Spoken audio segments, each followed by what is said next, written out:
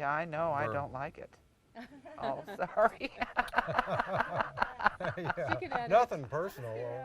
So, Okay, okay. so Allie, you start out rolling. names and. Yeah, and actually, just to introduce yourself to me, it's the last time you have to look at the camera for the whole interview. But um, one by one, just tell me who you are, where you live, and what you do. Okay, I'm Nancy Kessler, and I live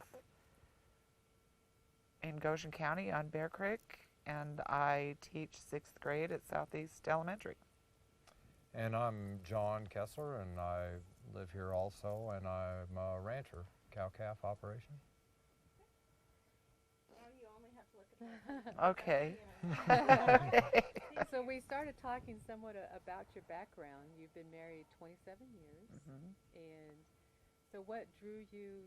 Well, and you're from. Let's start out. You were from Nebraska, and Nancy mentioned, or Patty mentioned that you are actually from a family who was in the oil industry, or had experience with that industry. Can you talk a little bit about that? I grew up in the Panhandle of Nebraska, and this was during the last oil boom. So, you know, probably, I don't know, my dad came up to Nebraska from Texas and Oklahoma to work in the oil fields, and I can't, 50 years ago, 60 years ago. Well, it was in the 50s, so yeah. And so he spent probably 40 years in the oil fields.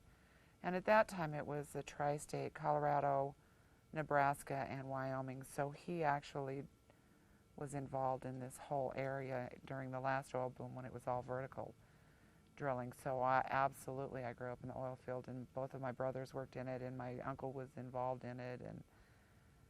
And so then when I graduated from high school, I came to the University of Wyoming, and that's where I met him and ended up out here.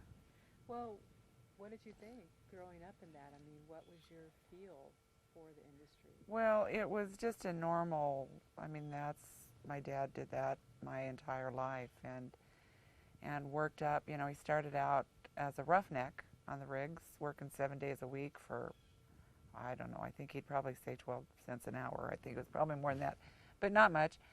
And he worked his way up. So, you know, he became a tool pusher, and then he was drilling superintendent and vice president, and he owned the water trucks that hauled the water, and he had his own rig up trucks that moved the rig, and then he ended up owning the rigs. So, you know, my feel for it was just a normal thing. My mom used to pack picnic lunches, and my dad would take my brother and I out to the drilling sites on location, and we'd have picnics in the doghouse. It was really, really loud, but it was just kind of family. You know, all the guys knew my dad and respected him, and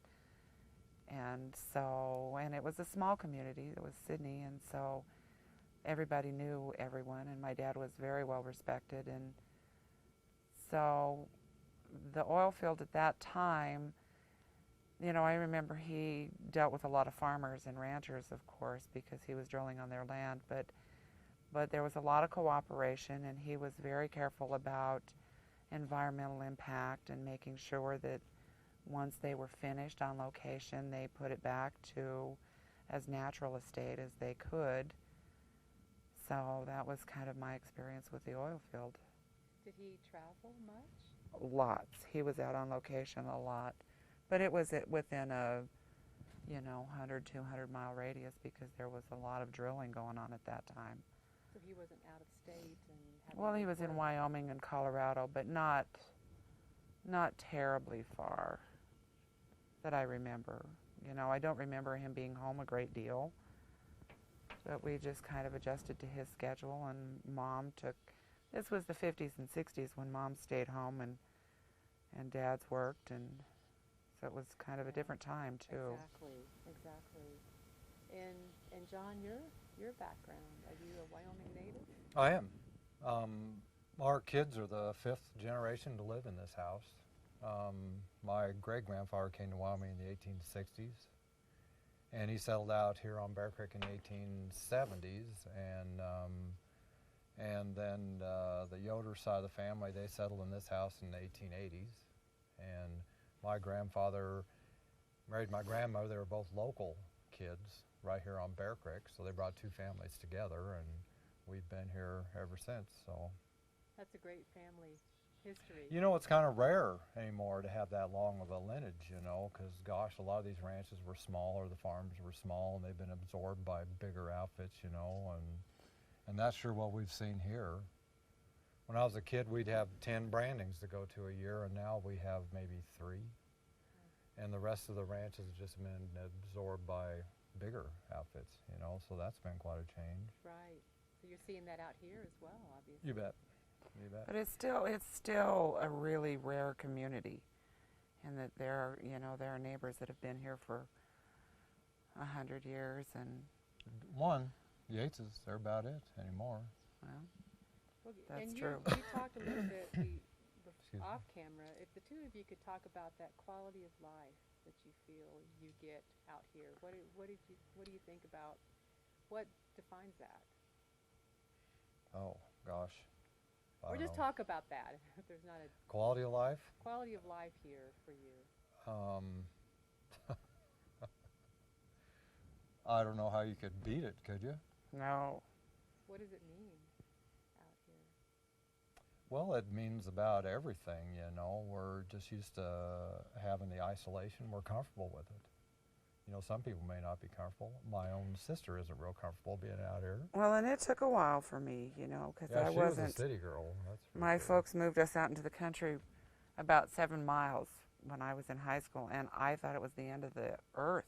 I'm Timbuktu, and then I get married, and I'm 45 miles from town, so it really was an adjustment. You can't just run to the grocery store if you're out of something, or let's run and see a movie tonight.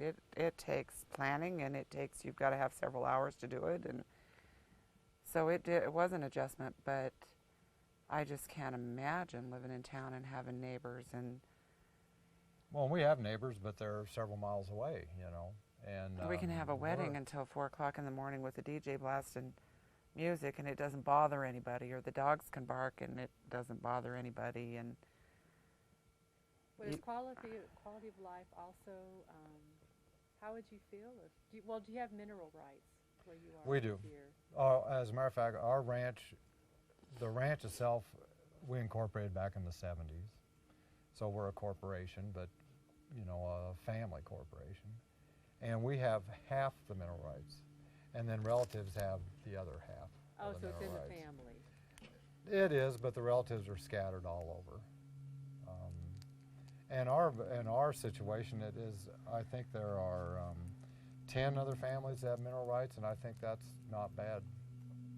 When you consider we've been here for 30 years, and to just have that many people, that's pretty unusual, I'd say. And that comes from his dad's side, because there were, 7 kids? Oh, he had 7. And so each of those, the mineral rights were passed down originally to them, and most of them have died, so then it's their kids. Well, some of them had 10 kids. Well, I have an aunt right now, and she has her share of mineral rights, but she has 9 kids. A lot of kids. So when my Aunt Alda isn't here anymore, then those mineral rights will split up Split that up. way, you know. I'd hate to be a landman trying to figure Oh. that one Oh, out. isn't that? I don't know how they've done it. Yeah. I think we were one of the first ones approached because it was easy.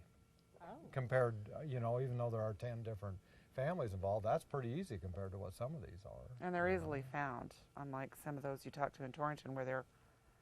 How do you find some Yeah, of they're these still family people? members. The ranch has never been out of the family, Uh-huh. so it isn't like the ranch has been sold several times and people have passed, mineral rights down. So Right. we're lucky that way. Well, you said, so you've been approached by industry. Talk about that. Well, that was interesting.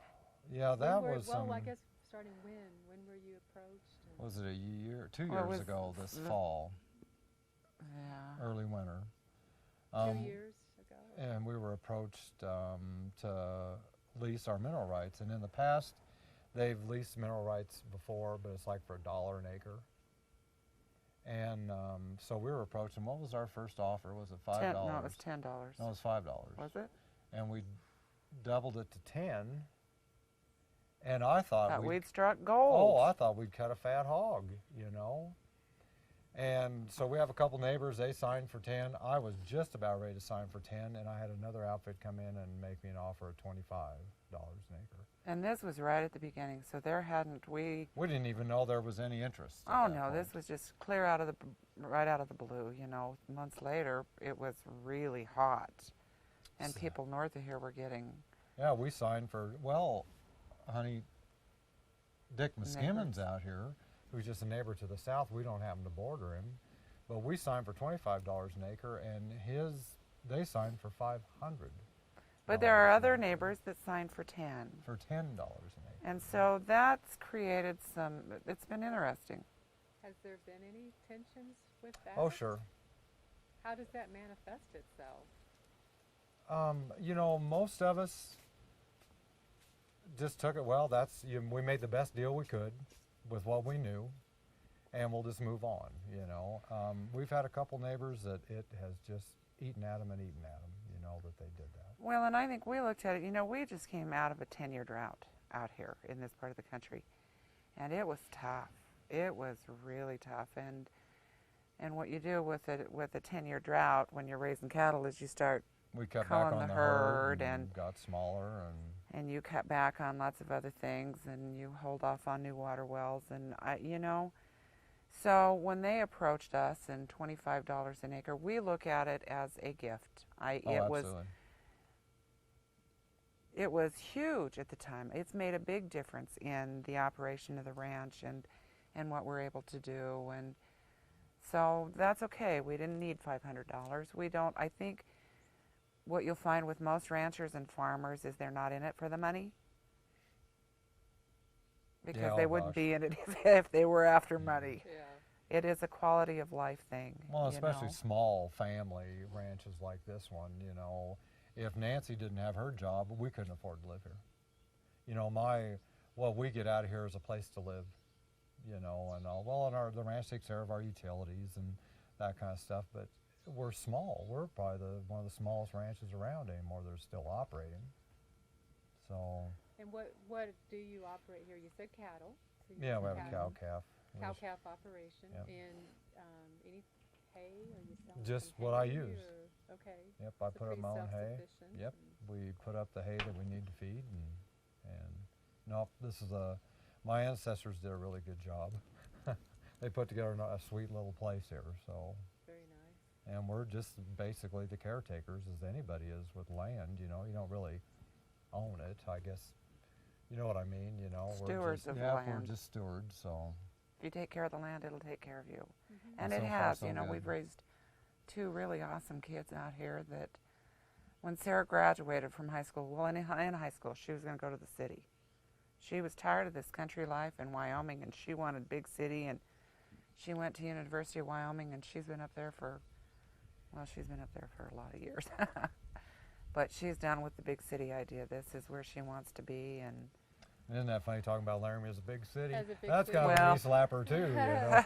Well, and one thing, you know, we also were talking about a little bit is, do you see this energy development as a way to help kids stay in their boy, we're town, and certainly what hoping so. way would they stay? I don't know. How will that manifest itself? Because I think, you know, these drilling rigs, they come in and they have their crews, and I guess they're talking about setting up man camps for them to do that kind of work. But I think it's, you know, probably if it develops